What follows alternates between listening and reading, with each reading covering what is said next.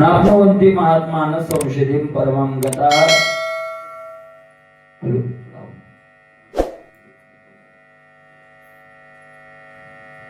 जय विषयाशी तिलांजली देऊनी प्रवृत्तवरी निगडा वाहुनी माते हृदय सुनी भोगिता ती भगवंत आणि अर्जुनाला सांगत असताना सांगताय की अशा प्रकारची जे भक्ती करतात आपण काल बघितलं की विषयाला तिलांजली देऊन वगैरे प्रवृत्तीच्या पायात बेड्या ठोकून आणि मला हृदयात साठवून माझं जे भोगतात वगैरे चिंतन करतात आणि ते भोगत असताना ज्यांना समाधान प्राप्त झाल्यामुळे भेटणे नाही क्षुधाधिका भोकतानाचा सुद्धा काय पडून विसर पडून जातो. आता जिथं भोकतानाचा विसर पडला ते तर चक्षुराधिराग का कवून पाडू अशा प्रकारचं आहे. असे जे निरंतर माझ्याशी एकरूप झालेले आहेत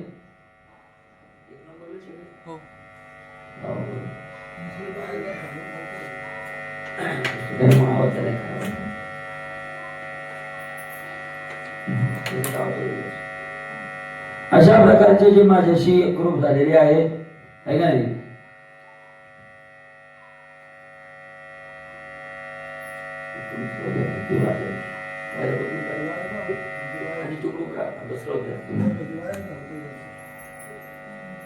असे निरंतर जे एकरूप झालेले आहेत अंतःकरणाने मला चिकटलेले आहेत माझ्याशी आणि मीच होऊन व्यापलेले असे जे व्यापून उपासना करतात अशा प्रकारचे जे भक्त महात्मे आहेत तर देवा त्याच्याकरता तू काय करतो मी काय करतो भगवंत सांगताय. अशा महात्मा करता भगवंत काय करतायत. काल आपण त्या भक्त कशा प्रकारची भक्ती करतात हे बघितलं होतं. आता देव काय करतोय ते बघूयात आहे का नाही. तर भगवंत सांगताय त्याच्याकरता मी काय करतोय तया ती हौसानं जय पावे तय तेही माते स्मरावे मग म्या जरी पावावे तरी उपस्थिती काय अशी तया ती हौसानं जय पावे ज्या वेळेला त्याचा देह पडण्याची वेळ येते अशा प्रकारे आहे का नाही. आणि महाराज त्या देह पडण्याच्या वेळेला विषय याच्यामुळे इथे देह टाकण्याच्या वेळेचा आला कारण अर्जुनाचा तसा प्रश्न आहे का नाही. तर डायरेक्ट देव पडण्यावरच देव कस काय गेली का नाही असं येतं ना की देवान कस काय सांगितलं डायरेक्ट की तो मरतानाच मी तिथे जातो म्हणजे पुन्हा जीवनभराचं सोडून दिलं मरणच देवाला कस काय आठवलं म्हणजे आपण असं म्हणू की देव काय हे का काय काय मरणाचं नाव काढ की काय म्हणते त्या माणसाला मरणाचं जर एखादं ध्यान काढायला आपशकुनी काय बोलतो काय माहिती येऊन जाऊन काय म्हणतो बघ आपशकुनी आणि मरण बरोबर आहे का नाही. मरण मग देव काय आपशकुनी तसा आहे का की डायरेक्ट मरणावरच गेला बाकी सगळं जन्म दिला असो तर त्याचं कारण आहे अर्जुनाचा तसा काय आहे प्रश्न आहे. अर्जुनानं 8व्या अध्यायाच्या बघा या अध्यायाच्या सुरुवातीलाच प्रश्न विचारलेला आहे. काय प्रश्न विचारले किम तद ब्रह्म किम अध्यात्मम किम कर्म पुरुषोत्तम अधिभूतम च किम प्रोक्तम अधिदेवम किम उच्यते अधियज्ञ कथम कोत्रोद्येस्मिन् मधुसूदन प्रयाण काले च कथम नेवशी नेतात्मभी अशा प्रकारे विचारलं आणि त्यांनाच प्रयाण काल्याचा आणि नियता अंतकरणी तो जाणी जशी देह प्रयाणी ते कैशनीय शारम पाणी परिसवा माते देह प्रयाणी तू काय करतो कशा प्रकारचं ते मला सांगा. आणि त्यानंच देह प्रयाणाच्या वेळेचा प्रश्न विचारलेला असल्यामुळे भगवंत तिथं काय सांगायला लागले आता प्रयाण काले तस्याम सुलभ पार्थ अशा प्रकारे म्हणून भगवंताने प्रयाण कालाचं उत्तर दिलं.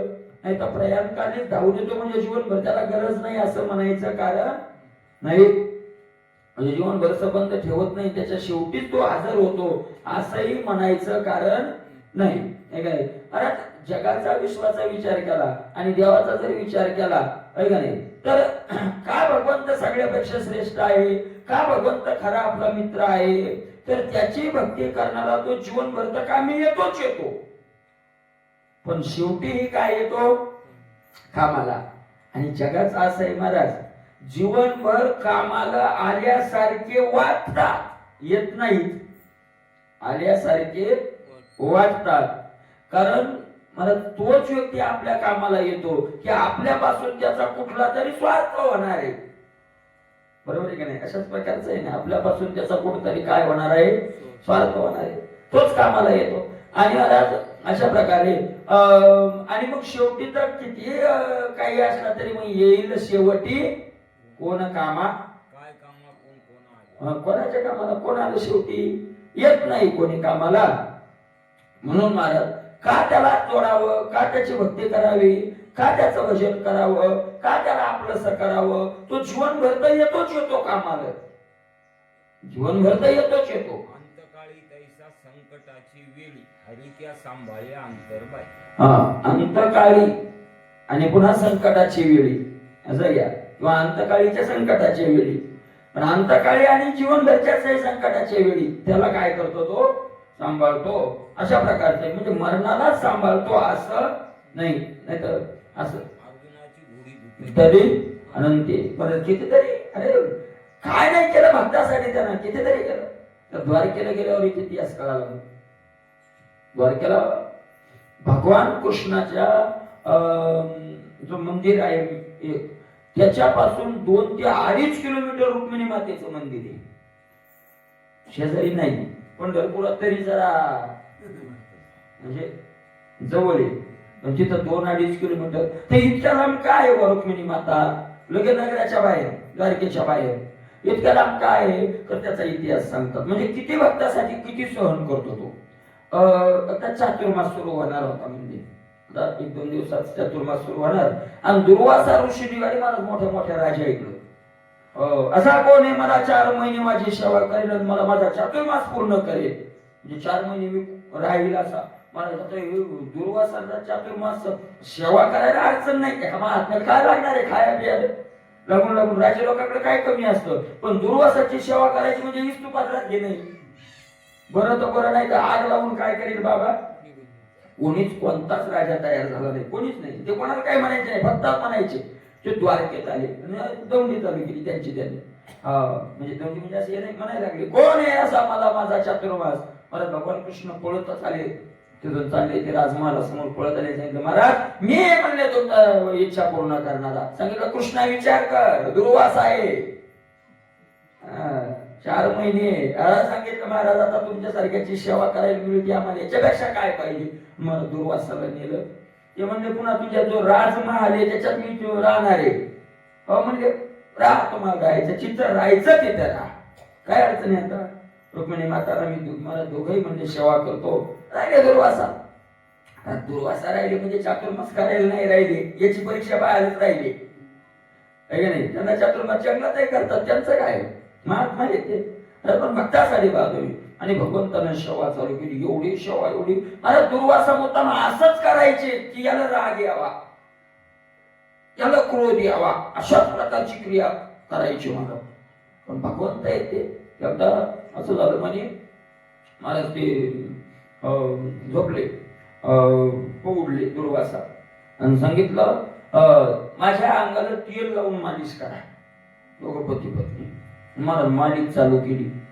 15 दिवस थांबा म्हणली नाही.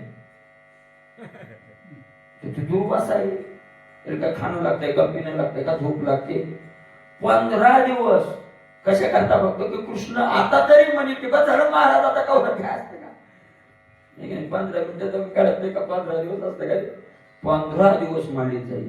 सांगितलं मला स्नान घाला आणि दोघं पती पत्नी पाणी आणा. तेव्हा काय मिळत थोडीच होती. मला सगळी द्वारका चकित झाली, कोण बाबा आलाय म्हणे आपल्या देवाला. प्रेम होतं बघायचं. म्हणून काय कृष्णाला कष्ट पडायले. हजारो घागरी दोघांनी आणून टाकल्या अंगावर. स्नान झालं. स्नान झाल्यावर सांगितलं आता माझे पाय चपा, मला झोपायचे. पुन्हा पाय चपायला सुरुवात केली. महाराज पुन्हा एक अंग 15 दिवस आणि एक अंग 15 दिवस. पुन्हा महिनाभर काय करायला लावलं, पाय चपायला लावलं. महाराज तरी भगवंताला क्रोध आला. किती सहन केला असत. आणि भक्तासाठीचे नाही ते काय इतका खतरनाक का खतरनाकच नाही कोणी. पण भक्तासाठी शोपायला लागले. भगवंताला क्रोध आला नाही. महाराज काहीतरी करावं, काहीतरी सांगितलं खीर करा. पण सांगितलं आता माझी झोप झाली, मला खीर खायची. लक्ष्मी माताचे साक्षात आहे का नाही, रुक्मिणी मातेनं खीर बनवली, बरी मोठी खाल्ली खीर, त्या ताटात भली उरली आणि सांगितलं कृष्ण हा माझा प्रसाद आहे, सगळे अंगाला लाव तुझ्या. लावला भाऊ कृष्णाने सांगितलं गुरु ठीक आहे भाऊ, रुक्मिणीच्या अंगाला लावा. रुक्मिणीच्या अंगाला सगळी खीर लावली. सांगितलं कृष्ण सगळ्या अंगाला लावली. सांगितलं सगळ्या अंगाला लावली. खोटं बोलायला लबाड बोलायला एका साधू पुढे लबाडी वाईस करा आता गेले. सगळ्या अंगाला नाही लावली. तळपायाला कुठं लावली? तळपायाला लावली नाही. सांगितलं अगदी म्हणजे भगवंताला सांगितलं महाराज मला असं वाटलं एका साधूचा प्रसाद आहे आणि तळपायाला कसा लावावा, प्रसाद आहे ना तळपाय. त्यांनी सांगितलं मी तुला काय दिलं होतं, आज्ञा दिली होती. आज्ञेत स्वतःची बुद्धी वापरायची नसते. आज्ञा आज्ञा आहे. मला असं वाटलं, तुला वाटलं की आज्ञाच नाही पालन झाली. आज्ञेत स्वतः बुद्धी वापरायची नाही. तुकोबरायने नामोबरायने आज्ञा केली का? त्याच्यात मला वाटतंय म्हणलं की आज्ञाच पाळली नाही. मला वाटतंय तुकोबराय तर म्हणलेत, पण मला वाटतंय जरा असं झालं तर मला वाटतंय म्हणलं की ती खरी काय पाळलं नाही. मग शास्त्र म्हणे जे सांगावे ते राज्य ही, मला वाटतंय काहीतरी असं ते तसं चालत नाही. आज्ञा झाली. त्यानं सांगितलं हे बघ कृष्णा सगळं अंग तुझं वज्र झालंय, वज्रदेही झालास तू. दुर्वासाची खीर होती पण तळ पायाला न लावल्यामुळे तळ पाय कच्चे राहिले. तिथं तुला धोका आहे आणि धोका कुठं बसला? बाण कुठं लागला?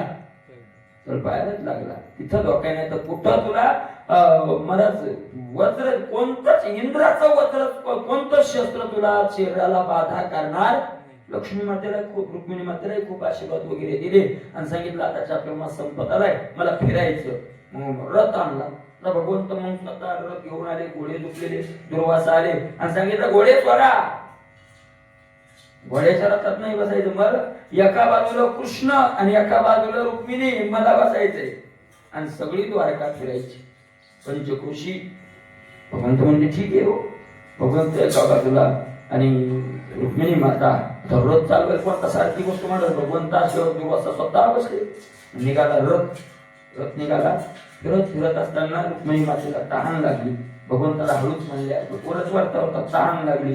भगवंत क्षणभर थांबले, पायाचा अंगठा दाबला आणि गंगा मातेला प्रगट केलं. आणि गंगा माता प्रगट झाली. तिथं आजही गंगा माताची प्रगट झाली ते तीर्थ आहे. गंगा माता प्रगट झाली. रुक्मिणी मातेनं पाणी पिलं.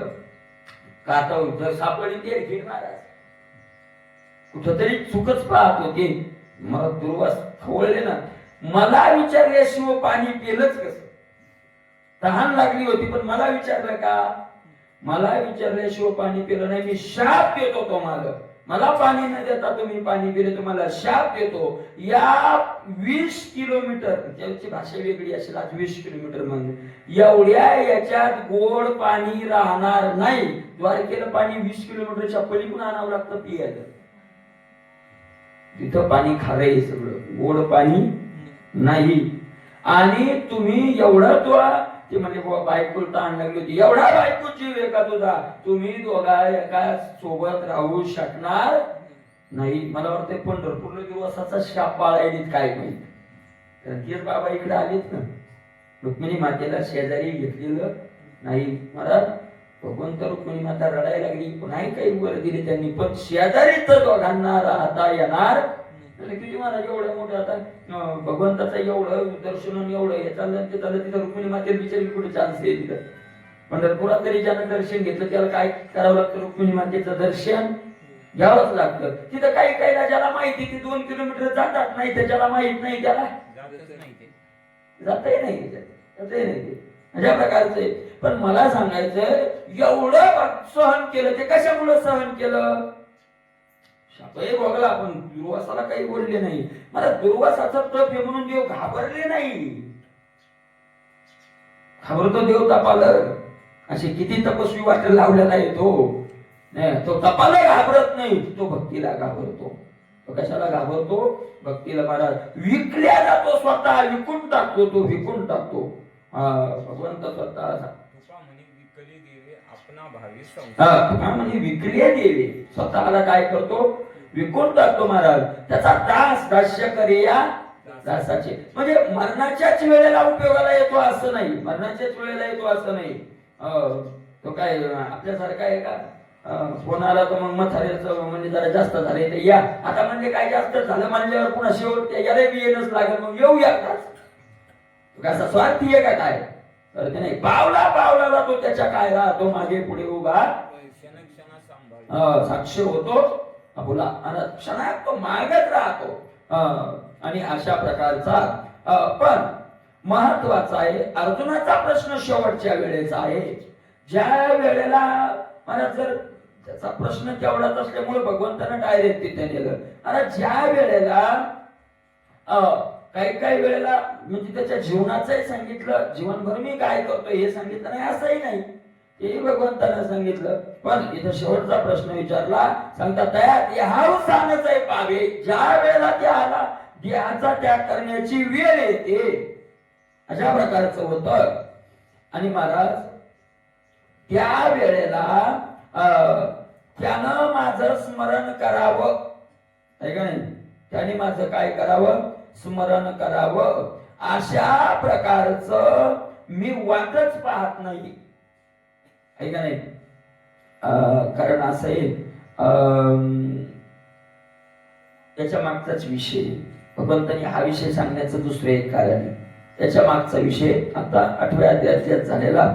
आता सांगितलं की ज्याचं शेवटी स्मरण होतं त्याचा तसा काय मिळतो त्याला, बरोबर आहे ना? एरवे तरी मनोनी अपरी माते अंतकाळी जाणत साते, जे मोकली ती ते देहाते ती मीच होती. अंतकाळाच्या वेळेला जे मला अंतकाळाच्या वेळेला माझं चिंतन करून जे देह ठेवतात ते मी होतात, जे देह, आहे का नाही? आणि येरवी तरी ज्ञानोबा राय म्हणतात असाच नियम आहे. येरवी तरी साधारण उरी आदळली या मरण, जो आठवून धरी अंतकरण तेच होईल. अंतकाळी जे मती अंतकाळाच्या वेळेला जसं आपण चिंतन करतो तसाच जन्म मिळतो. मग काय काय माणसं याच्यावर प्रश्न विचारतात मला, मग जन्म जीवनभरच्या कर्माचा मिळतो का अंतकाळच्या चिंतनाचा मिळतो? म्हणजे मग ते फाटा फुटला त्याच्यात आता, आहे का नाही? त्याचं फाटा फुट नाही काय नाही, ते दोन्ही एकच आहे. जीवन ते माऊलीनी संगती पुढे लावले त्याची, आहे का नाही? माऊलीनी दृष्टांत दिलाय, शेवटीचे चिंतनान कसा देह प्राप्त होतो. 2 वव्यात एक दृष्टांत दिलाय. जैसा कवन एको काकुलती पळता पवन गती, दुपारुरी अवचिती को हा माझी पडिला, आता तया पडण्या पडवते पडन चुकवावया पडवते, नाही म्हणून तेथे पडावीची पडे. एक जण पळू लागला आणि माग काहीतरी साप लागला म्हणा, काय लागला, मग त्या काकुलतीनं पळायला. अरे मला त्याचं असं व्हायला की पळायला पण माग साप किती लांब आलाय किंवा वाट म्हणा एखादा, माग पाहतोय पुढे पळतोय, माग पाहतोय, पळायला जीव तोडून, पण मधात काय करायला असं असतात ना, माग काही लागल्यावर माग पाहायला पुढं. महाराज एक विहीर होती, आड होता म्हणा, विहीर होती अशी खोल होती आणि तिला काठडा नव्हता, जमिनी बरोबर होती. ते माग पाहण्याच्या नादात दोन्ही पाय कुठे गेले? विहिरीत गेले. आणि विहिरीत पाय गेल्यावर त्याच्या लक्षात आलं की आपण आता विहिरीत पडतो. आता दोन्ही पाय विहिरीत गेले. आता महाराज ज्ञानोबा म्हणतात त्याला त्या विहिरीत न पडण्याकरता काय करावं लागेल? का पडावंच लागेल? पडावंच लागेल. तया पडण्या आरोती म्हणजे विहिरीत पडण्याच्या अगोदर आणि दोन्ही पाय विहिरीत गेल्यानंतर. अजून पुढे पडला नाही पण दोन्ही पाय काय झाले त्याचे विहिरीत गेले. पडण चुकवावया परोते म्हणजे विहिरीत पडण्याकरता परोते नाही. परोते म्हणजे दुसरा उपायच नाही तिथं. मग पडावेची पडे, पडावंच लागेल, आहे का नाही? तेवी मृत्यूचे अवसरे एके, जे येवोनी जीवा समोर ठाके, ते होणे मग्न चुके भलता परी. तस मरणाच्या वेळेला जे काही जीवासमोर येऊन उभं राहतं चिंतन तसंच व्हावं लागतं. त्याच्यात दुसरा मार्ग नाही, कोणताच प्रकार नाही, काहीच मार्ग नाही तिथं. तसंच व्हावं लागतं. त्याची गती ते अशा प्रकारे. दुसरा एक दृष्टांत दिलाय. आणि जागता जवाशी जे जेणे ध्यान भावना व्हावी जे डोळा लागत घेऊ दे की जे तेच स्वप्नी जशा दिवसभर कल्पना. आता इथे याचा दृष्टांत आहे का नाही? इथंच या दृष्टांतात त्याचं उत्तर आहे. मग जीवनभरच्या कर्मानं जन्म का शेवटच्या चिंतनानं जन्म? तर असा आहे नियम, असा आहे त्याला अपवाद. प्रत्येक नियमाला म्हणतात अपवाद असतो. त्याला नियम असा आहे, जे जीवनभर केलं ते मरतानी चिंतन झालं आणि तसा जन्म मिळाला. जे जीवनभर केलं तसं चिंतन शेवटी ज्ञानोबरायच म्हणतात तेवी जितेनी अवसरे जे आवडोनी जीवी उरे तेची मरणाची मेरे पार हो लागे. तेवी जितेनी अवसरे जिवंत असलेल्या वेळेला जे जीवी आवडोनी उरे जे हृदयात भरून राहत तेची ते नाही तेची मरणाची मेरे मेरे म्हणजे वेळेला फार हो लागे. फार हो लागे म्हणजे वृद्धिंगत होतो, वाढतो. जीवनभरचं कर्माचं चिंतन म्हातारपणी कमी होत नाही. काय होतं? वाढतं. वाढतं चिंतन वाढतं. अशा प्रकारचे जीवनभर जे मला असतं ना चिंतन कर्म केले जे कर्म. मग आता कर्माचं फळ जीवनभरच्या का जीवनभरच्या चिंतनाचं फळ? तर मला तसं नाही की कर्म चिंतन दोन नाही. ज्याचं चिंतन जसं असतं तसं त्याचं कर्म असतं. आवडे ते वृत्ती किरटी आधी मनोनीची उठी मग ते वाचा देखी करायची आहे का नाही? अशा प्रकारे ज्याचं एका माणसं म्हणजे आम्ही माळ घालत नाही पण आमचं देवाचं चिंतन आहे. अरे देवाचं चिंतन असलेला बिना माळीचा राहीलच कसा? तो चिंतनच नाही. त्याचं कशा चिंतन आहे? फसवेगिरी आहे का नाही? मला खरंच जर पंढरपूरचं चिंतन आहे त्याला जावं वाटेलच का नाही? आणि ज्याचं चिंतन असतं ते करावंच वाटतं. त्याचं चिंतन सतत होत राहतं ते माणसाला करावं वाटतं. हे वर म्हणायचं असतं. हे फसवणं असतं. ते फसवतात तशी माणसं. ते काही खरं नसतं की नाही आमचं मनात येच हे वरून श्लोक करत तरी ही फसवेगिरी.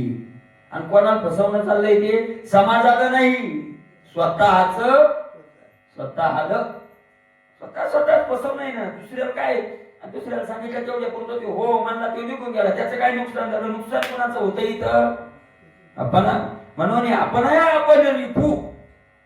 शत्रू कोणाचा आहे? आपला आपण. अशा प्रकारे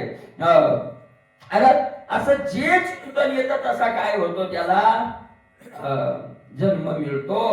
आणि म्हणून तर सांगितलं आणि मरणी दयाची आठवेत होती जे म्हणून सदा स्मरावे ते चितवा. मला जीवनभर भजन कशा करता करायचं? जीवनभरचा भजनाचा अभ्यास शेवटी कामाला यावा म्हणून ना. अपवाद आहे त्याला. अपवाद आहे. कोणाचा अपवाद आहे त्याला? आजा काळाचा अपवाद आहे. पाप करूनही शेवटी काय आलं? पण तो अपवाद आहे. पण महाराज त्याला अगोदर खूप भक्ती केलेला महात्मा होता. तो संगतीनं थोडा वेळ बी घडला होता. भागवतात कथा आहे पहिल्यापासून मी घडलेला मानव जन्मताच थोडा होता. तो होता सगळा ब्राह्मण होता, देवपूजा करत होता, भगवत भक्त होता, भजन करणारा होता. मनात काहीतरी बाधा घडली आणि झालं थोडे वेळ त्याचं. पण त्या पहिल्या पुण्यानं जोर केला आणि संतांचा आशीर्वाद मिळाला. अशा प्रकारचं झालं. नाही तर सगळेच आज्या मिळणे माणसं म्हणजे महाराज मग जीवनभर भजन करायचं काय काय? आज्या मिळाल्यासारखं सांगतो मरताना विठ्ठल म्हणून इतकं सोपं आहे काही ना? अरे जीवनभर करूनही येतं का नाही हे कळलं तर जीवनभर न करता येणं सोपं नाही. म्हणून चिंतन करावं लागतं. ऐका काय करावं लागतं? ऐका चिंतन करावं लागतं अशा प्रकारे. आणि ज्यानं चिंतन केलं आणि चिंतन करून महाराज अशा प्रकारे मग त्याला काय करतो मी? त्याला करतात काही त्याला काही अडचण नाही अशा प्रकारे. ठीक आहे म्हणले, ठीक आहे. पण एक अडचण आहे. काय महाराज? शेवटी चिंतन करायला बुद्धी आपल्या हातात नाही. का नाही? अगाधीचा अग्नी गेला तरी देह नव्हे चिखलवाला. काय पडतो महाराज माणूस? अरे देव काय? कोंडे प्राण. मन वेड होत, वळखायला तयार नाही, कोण आले पुढे ती त्याला भान नाही. अशा प्रकारचा जर पडला आणि तो जर बेशुद्ध अवस्थेत पडला, आपल्या भाषेत कोमात गेला, कोमात, आणि जीवनभर त्यात भजन केलेलं आहे. पण शेवटी काय झालं, त्याच्या प्रारब्ध देहाला प्रारब्ध आहे आणि प्रारब्ध वशात देहा तुकोमात गेला, सविशुद्ध अवस्थेत पडला, काही भान नाही त्याला. आणि मग त्यानं जर चिंतन केलं नाही तर त्याचा उद्धार होतो का नाही. दिवसभर तू सांगतो की शेवटी ज्याचं स्मरण केलं तर मी त्याच्या कामाला येतो म्हणून आहे का नाही. काय केवी चित्तेने अवसर काय मरणी जायची आठवी तो त्याची गती ते आणि मरणात त्याला तुझी आठवण नाही झाली, मग त्याला काय करावं. तर भगवंत त्याचं उत्तर सांगताय. भगवंत म्हणताय अर्जुना, अरे ज्याला जीवनभर भजन केलं महाराज त्याला मरताना काय का नाही वरीच असं सांगितलं ना, तेच अर्जुना जरी विपाय तुझ्या जीवी अनाईश जाय नाही स्मरण मग होय काय सॉरी इंद्रिया अनुभडू पडलिया जीविताचे सुख बुडालिया आतो बाहेरी उघडलिया मृत्यू चिन्हे. इंद्रिया अनुभडू पडलिया, इंद्रियावरच संकट आले, काही कमी नाही काही कामात राहते इंद्रिय असून मरतानी. अरे इंद्रिय नसतात का कामाचे नसतात. जीविताचे सुख बुडाले, जगण्याचं सुख आता बुडाले, आता समजले त्याला की आपणही जगत काय राहिले काय का नाही. आज बाहेर मृत्यूचे चिन्ह काय झालेत, शरीरावरही माणसाला बाहेरूनच कळते आता जास्त दिवस जगत नाही असं झाले सगळं ते. आणि मग त्यानं बसावं ते वेळी बैसावेची कवने, मग कवन निरोधी करणे ते तर काय ह्याच्याने अंत करणे प्रणव स्मरावा. आणि मग ते बसावं तुझं स्मरण करावं चिंतने होईल का असा तू संशय घेशील अर्जुना तर तू घेऊ नको. अरे जीवनभर ज्यानं भक्ती केली आणि जीवनभर भक्ती करून ज्याला मृत्यूची वेळ प्राप्त झाली, मरणाची वेळ प्राप्त झाली, त्यावेळेला तर ती माते स्मरावे मग म्या जरी पावावे तरी उपस्थिती काय. मग त्या शेवटच्या वेळेला त्यानं माझं स्मरण करावं आणि स्मरण केल्यावर मग मी धावून जावं. मग ती भक्तीच काय कामाची. भक्ती काय कामाची. जीवनभर ते जीवन माझ्या सेवेत घातले, माझं चिंतन माझं नामस्मरण करण्यात घातलंय आणि मरणाच्या वेळेस मी जर वाट पाहत असेल तर मी देवच कशाचा. मग ती भक्तीच काय कामाची. ती उपासती म्हणजे भक्ती काय कामाची भक्ती. ती काय कामाची भक्ती. तसं करत नाहीये मी, तसं करत नाही. उपासती काय अशी. अरे अर्जुना विचार कर, भगवंत म्हणतात अर्जुना विचार कर, भक्त जाऊ दे सोडून दे भक्त शेवटच्या वेळेला. पै क्रम को एको आरलेपणे काकुळा ते धाव का धाव म्हणे तैरे तयाची एक लाणी धावणे काय न कडेमच. आहे का नाही. रंक म्हणजे दीन झालेला आहे का नाही. अशा प्रकारचा महाराज काकुळतीला संकट आलं म्हणून गजेंद्रासारखा भक्त त्यांच्या जीवनभर सक्ती केली होती का कीर्तन केली होती गजेंद्रानं. वाऱ्या केल्या होत्या. काय केलं होतं त्यानं. काही केलं नव्हतं त्यानं. काही केलं नव्हतं. बरोबर आहे की नाही. पण शेवटी त्याच्या महत् पुण्यानं त्याला देवाची काय आली. काय जो कोणी होय ब्रह्मांड चालक नाही, जो कोणी या सृष्टीचा चालक मालक असेल आपणची हाक देईल हाके. आपणची हाक हाके देईल तुकोबा म्हणतात. आपोआप त्याला हे माहित नाही की मी देवालाच बालवायलो. जो कोणी असेल तो जो असेल तो असेल. मला माहित नाही भगवंत हे का कोणी, पण कुणीतरी काय आहे ना.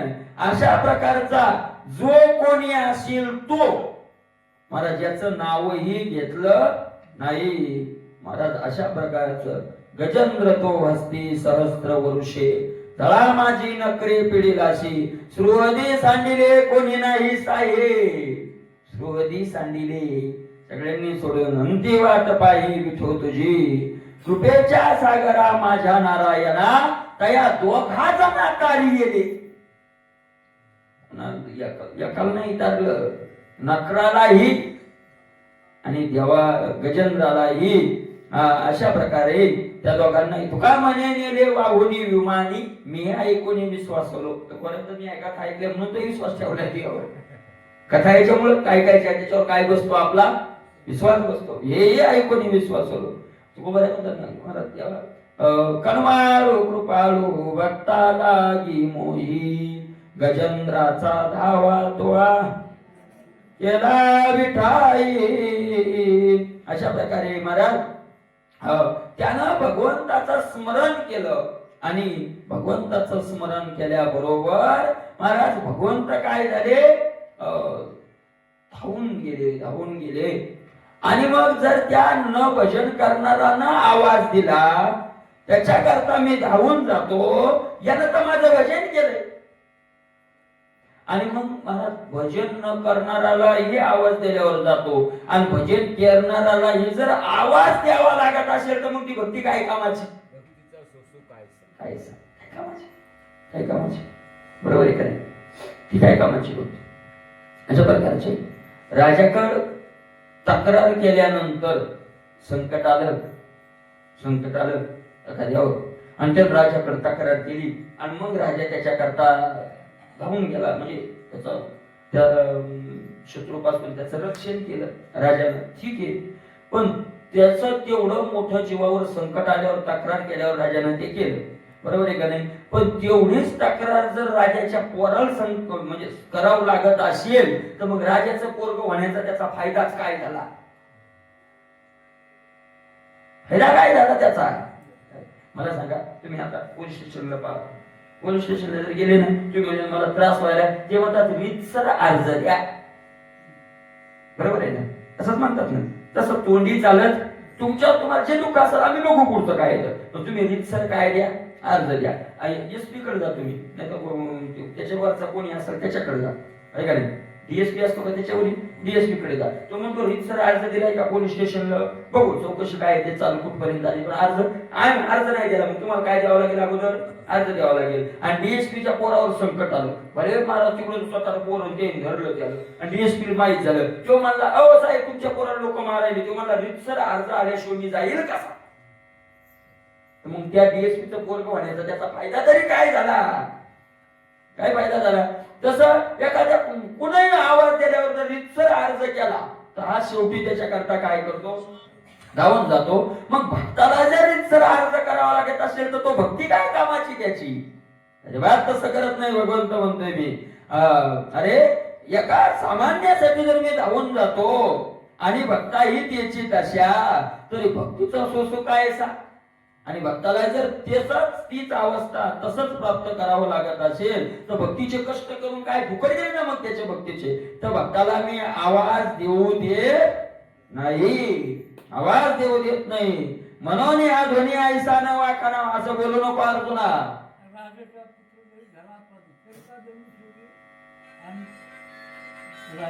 राजाचा पुत्र झाला अपराधी. काय ते नाही, त्याच्यातलं नाही, ते वायले तुमचं मोत लागायचं.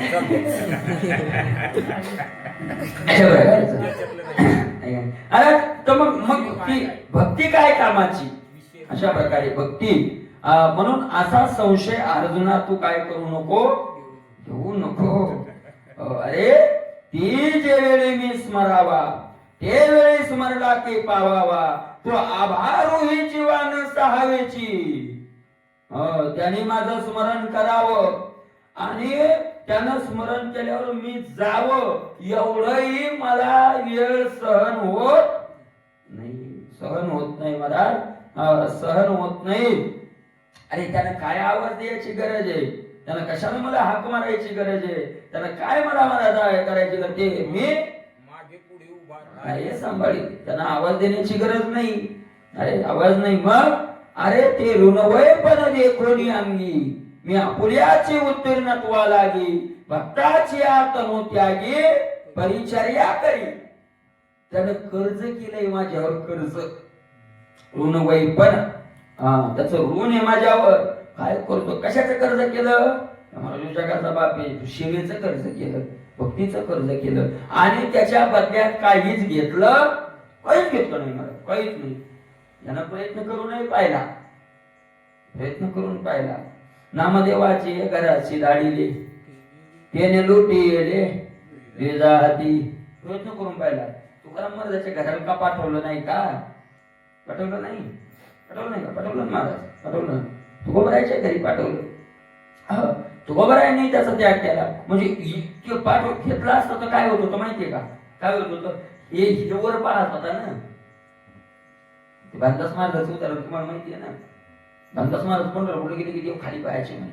काय मग कर मालक आहे, आपण कर्जदार आहे बाबा. नाथ महाराजाचे पूर्वज भानदास महाराज देव खाली पाहायचे. एकदा भानदास महाराज गेले तर ते असे टाईट पाहू लागले. भानदास महाराजांनी विचार केला कुठेतरी चुकलंय आपलं. महाराज जर पहिल्या कर्जदार खाली पाहतो जर एखाद दिवशी असा उभा राहत असेल तर त्या सावकारांना समजून घ्यावं की काहीतरी याला बळ मिळाले नाही, याजवळ आता काहीतरी झालंय. काय झालं वर पाहायलाय सांगितलं कसं काय महाराज? समजा आज तेव्हा वर सांगितलं आपण थोडे कर्जातून आता मोकळे झालो ना, व्याज जास्त फिटलं ना. व्याज फिटलं काय केलं? काहीच नव्हतं झालं म्हणे महाराज. ते चालले होते पंढरपूरला आणि म्हातारी भेटली आणि म्हातारी म्हणे बाबा मला नातू नाही रे. म्हातारी नाताची काळजी म्हणजे नाताला पोरग नाही, नातू नाही, नाताला काय नाही, पोरग नाही. आता भानदास महाराज म्हणजे होईल जा बाई आजी माय होईल आणि होईल म्हणजे तितकं फक्त ढील सापडली याला. ती म्हणजे थोडाफार आता होईल म्हणजे त्याच्या नशिबात पोरग नव्हते आणि तुम्ही काय म्हणले होईल आणि होईल तर ते काय फुकट नाही. दिली चाले वाचा क्षय मागील पुण्याचा. आपली वाचा दिलेली चालत असेल तुकोबाराय म्हणतात चालते. आपली म्हणजे आपली नाही एखाद्या महात्म्याची, पण केलेलं पुण्य तिथं जातं आणि ते पूर्ण होतं, ते काही फुकट होत. म्हणून तुकोबाराय म्हणतात माझ्या मुखा वाटा नयो हे वचन पावे हे संतान द्रव्य कोणा फुकासाठी पावे दुःखाचा विभाग. ऐका नाही दोघाशी पतन